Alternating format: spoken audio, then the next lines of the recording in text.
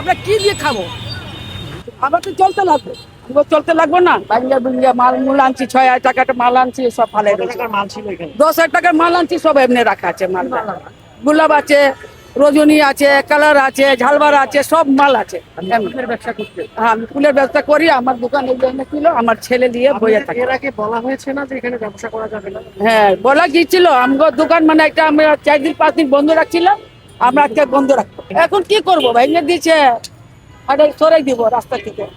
কিভাবে চলবেন বা কি করে চলবো? আর কিছু করতে লাগবো। আপনার পরিবারে কে কে আছে?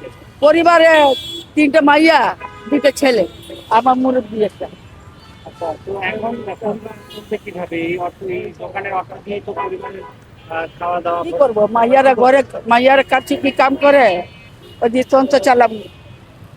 এখান থেকে কতটুকু ব্যবসা আছে আপনার প্রতিদিন? তারপর হয়তো মানে বেচা কিনা হইলে 4,000, 5,000, 6,000 টাকা হইতো। আর এমনি বেচা কিনা না হইলে 2,000 টাকায় বিক্রি হয়। কি করবো ভাই, আমরা সুবিধা, আমরা কিছু কি করতে পারি? আমরা কিছু করতে পারু? সরে দিচ্ছে, রাস্তা হাটে দিচ্ছে, আমরা সরে গেলাম। আমরা কিছু করতে পারু? আমরা কিছু করতে পারবো না।